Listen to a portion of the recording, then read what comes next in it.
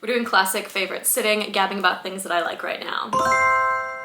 Of course, we're starting with crafts. I've been really into paper crafts lately. Usually I'm a fiber girl, but I don't know what it is this spring. Paper crafts have been drawing me in more and more. I started my first junk journal this year, which has been very exciting. I'm not really one to like keep a journal, but I feel like in visual form, when I get to sit down and scrapbook things, that's something that appeals to me much more and is something that I've been liking to like keep up with. I've made a few junk journal spreads a month and it's been a really fun way to get more into collaging, making little illustrations, and also just collecting things around me. Stores are out to eat and I want to grab business cards and receipts, and I feel like I'm looking around at things in kind of a different way because I'm thinking about what could be kind of found material for little scrappy things. It's just so fun and I think really helpful in like romanticizing my day-to-day life because I'm thinking, oh, this is a memory I can keep and I'll remember it when I look at this little piece of paper that I found and I'll put it in this cute way in my scrapbook. Junk journaling has been a very fun habit to get into. Other paper crafts that I've been doing and then sometimes inserting into my junk journal. Paper weaving. I designed a cute little paper weaving pack for the latest Material Girls Snail Mail Girl packs. So in the mail, anyone who's subscribed got these pieces of paper that they could cut into strips and weave together. That was really fun to design and I've had fun making a few of those. Also paper crowns. For a while I was on this side of Pinterest that is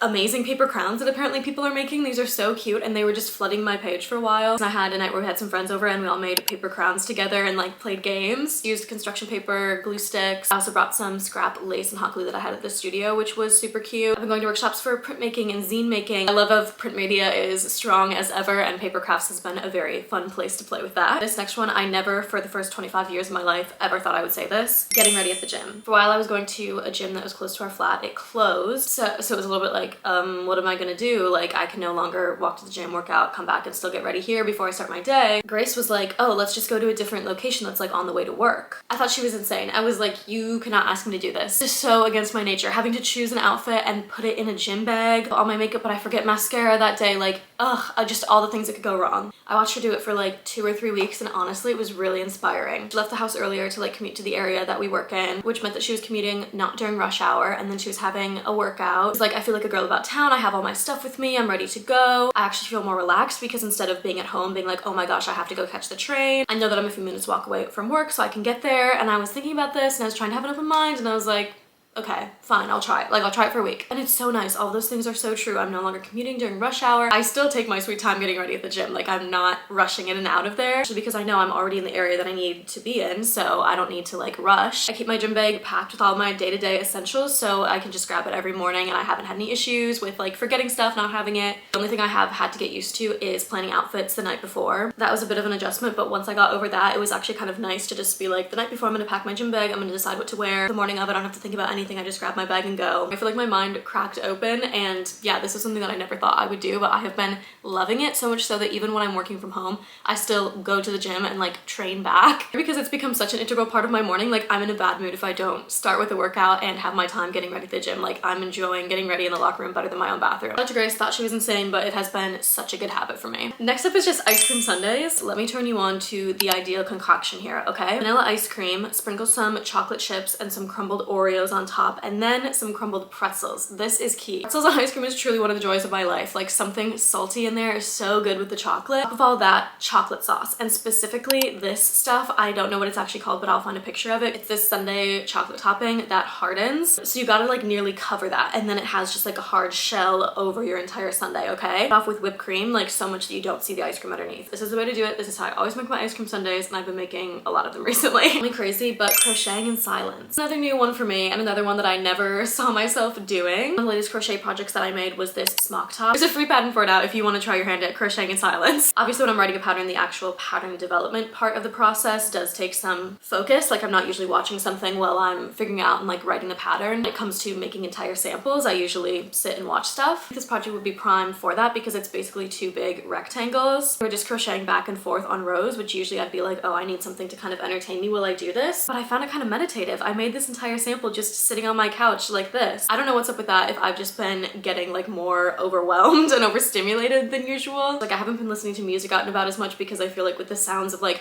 people in the city and cars plus music, it's just like a lot going on. So maybe when I'm at home, I'm kind of like, this is a time to be quiet, to lock in. Whatever it is, crocheting, knitting in silence has been kind of a fun discovery. I'm obsessed with having email subscriptions, which again is kind of odd for me. I keep a tight inbox, okay? Things I responded to quickly. As soon as the thread is done, it's deleted, sorted into like reference folders, newsletters, but I rarely have more than like 10 emails in my inbox. For a long time I was very anti-email subscriptions because it's a lot to go through, they clog it all up, but lately I've been coming across some cool email subscriptions, specifically on Substack, and I've been enjoying getting some fun and sometimes like informative and educational things to look through. My favorite Substacks of the moment, Broken Growth by Matilda Lucy. It's all about growth models specifically for small businesses, thinking about how do you want to measure your growth and your impact most importantly. It talks a lot about capitalism and how our ideas of what growth is are really broken. In the publication she talks about a lot of different ways to think about growth, to think about measuring your progress, making goals and measuring your success that aren't based on just like how many subscribers you grew or how much money you made. I've been really enjoying reading that, learning about it, and just thinking about like what is meaningful to me in the work that I'm trying to do and the impact I'm trying to have. The Molehill has been a favorite of mine for months if not years. Amazing fashion commentary and just like such fun, unique looks at such specific niche things that I just would never think about but are so interesting to read. Textile art favorites. Textile Tales is one. The writer combines different textile arts all on a different theme and sends out these curated newsletters full of different textile art by different people. It'll be on topics of, I think a recent one was like dancing or rituals, just like the way that textile art is responding to these broader themes, which is super cool. It's spring, nearly summer, so of course chilled drinks are on the mind. I recently got a really sexy ice cube tray, which has really upped my drink game. From Hay, and the ice cubes are like this big, so I'll make a drink and just plop like one big one in there. The favorite drinks of the moment, Living Things is so good. It's like a gut soda kind of drink. I've been really into the peach one and the lemon one. I love Karma Cola, specifically their lemonade. It comes in this adorable bottle. I've had some great sunny mornings walking around drinking one of these. Iced tea when you can find it. Honestly, in London there's not a lot of iced tea around. This is like the land of tea. Everyone loves hot tea specifically, but I think iced tea is quite an American thing, so it's kind of hard to come across iced tea, and when you do, there's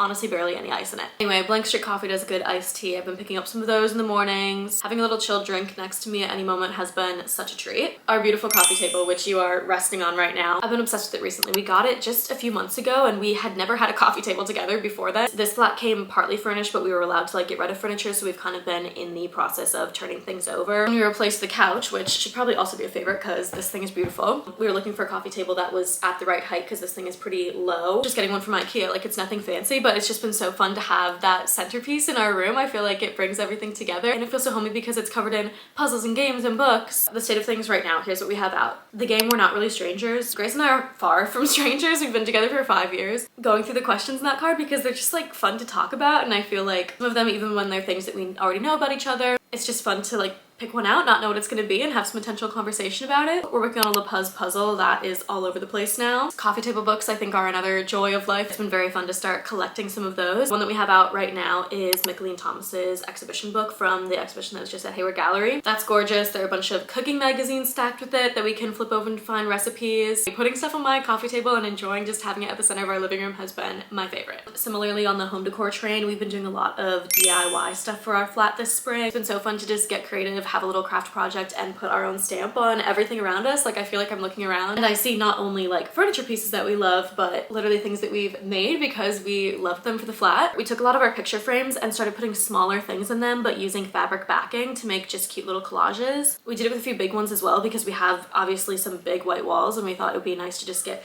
huge frames to cover them up. So like right here we got a regular size poster but then put a huge thing of fabric behind it, and it's honestly cooler than if we had just framed the poster because it's huge. There's extra color and pattern in it. Upstairs we have a similarly sized frame that we put a big thing of fabric in and then collaged a bunch of pictures and memorabilia over it. That was very fun. It's just like sentimental and will be beautiful to display all the things we love like that. Grace's most genius ideas maybe ever was the food mirror that we recently made. We cut out a bunch of food from our cooking magazines and collaged it around this mirror that the last tenant left. Did Mod Podge over it, and I just think it's so unique and fun. It cost like less than £5 and I feel like it's one of the most unique things we have in our flat now. When we had our little paper crown making party, we made a big paper chain that we hung around the entire ceiling of the flat, and we've just kept it up. It's been up for like months now. But it's so fun to be an adult and be like, yeah, I can hang paper chains all over my apartment. That's so cute. Last, we have to just chat music. It's that time of year again. I'm religiously listening to Caroline Polachek's Desire I Want to Turn Into You. This album is a few years old, but I think is probably in my top 10 albums ever. Something about the sun starting to shine that just makes me want to listen to this, like get on a bike and blast it in my ears. Another album that I've loved for a few summers that immediately gets put on repeat when the sun comes comes out is In the End It Always Does by the Japanese house. If I could get this album injected into my veins, I absolutely would, but for now, playing it on repeat will have to do. I think this is the next vinyl we're gonna buy as well. I've also been getting kind of back into Catfish and the Bottlemen recently. I love this band, and my cousin and I went to a bunch of their concerts throughout high school and like into college before they took a hiatus. From Wales originally, I believe, and now that I'm living in London, I'm realizing how much bigger they are over here. My cousin and I were seeing them in Minneapolis at venues that maybe had like 1,000 or 2,000 people in them. They just announced that they're coming back and they're gonna start touring again, and they're playing Tottenham Hotspur Stadium, which is the same stadium that Beyonce is playing in London, which is just crazy to me. So when I saw that that was happening, I looked at going, decided not to, but it did get me to look back at their discography, and I've just been liking listening, especially to their first album. So that's me. That's what I've been obsessed with. Let me know what you're into this spring. What is your peak summer album? Specifically, if you have any Substacks that you like to subscribe to, that's something that I'm on the market for. But other than that, I'll be back next week with another vlog. I hope you enjoy some sunshine and have a good day.